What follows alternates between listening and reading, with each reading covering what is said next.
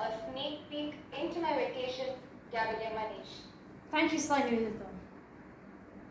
I travel to realize to how much I have seen, how much I haven't seen, and how much I still need to see. Vakeru Paprits. Good morning, TMKK sir, fellow Gavaliers and my dear parents. When I woke up from my warm slumber in the plane, I saw that the surroundings had completely changed.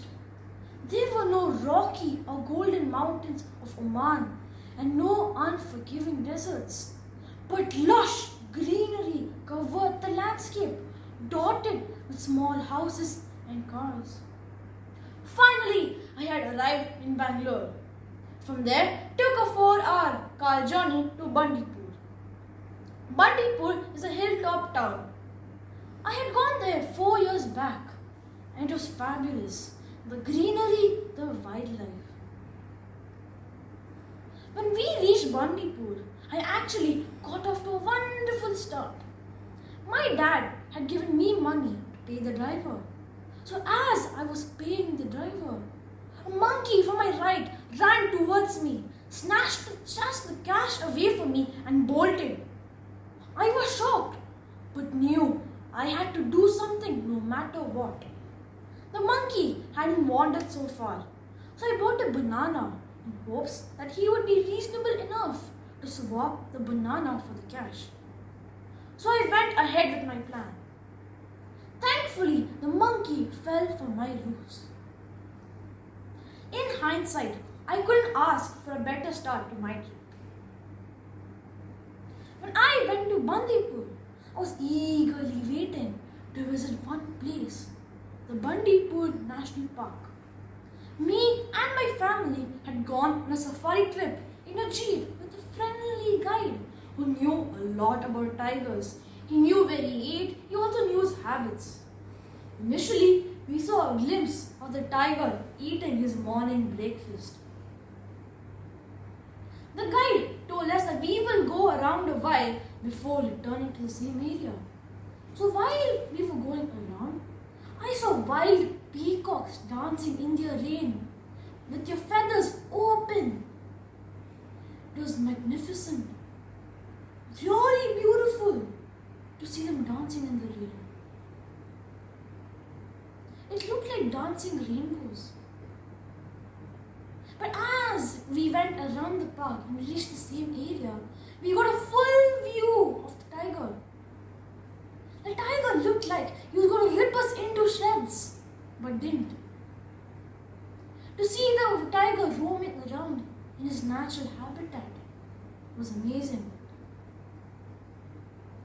Now, let me take you from Bandipur to Southeastern Asia, or more specifically, Thailand.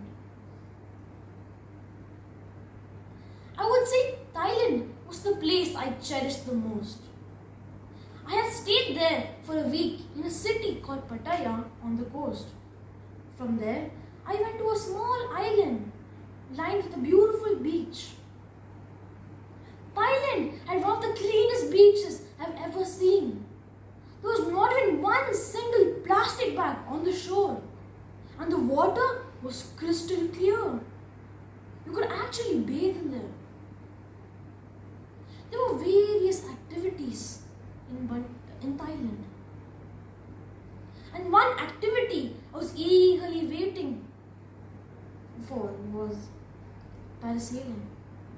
Parasailing is where you will be attached to a boat and a parachute, while the boat swings you across the ocean, making you feel like you're floating above. But there's also an option if you want to have a dip in the ocean.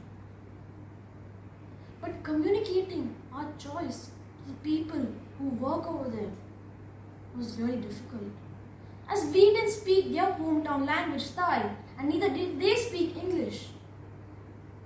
So the guy who worked over there asked me if I wanted a dip in the ocean in hand movements. I said I don't want to dip in the ocean in hand movements as well. And as I was floating above the air, suddenly the boat had stopped. I went plunging down towards the ocean, thinking that I was an engine failure. Right as soon as the water reached my neck level, the boat immediately took off.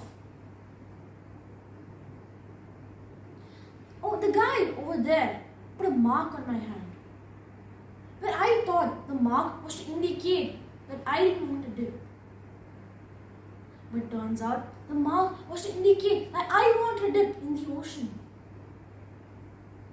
Either way, it was an interesting experience. We had ended our vacation over there. And right before we were leaving Thailand, my parents took a quick decision to visit the floating market. The floating market is a market where all the shops will be on the river.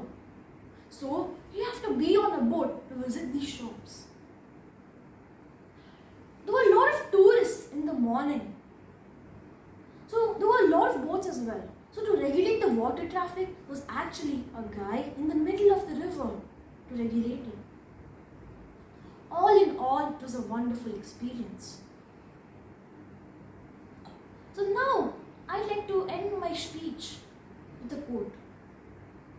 A mind that is stretched by a new experience can never go back to its old dimensions. Oliver Wendell Holmes. So I hope this speech has encouraged you to visit new lands and new cultures, as this is not only an experience but also a learning opportunity. Thank you.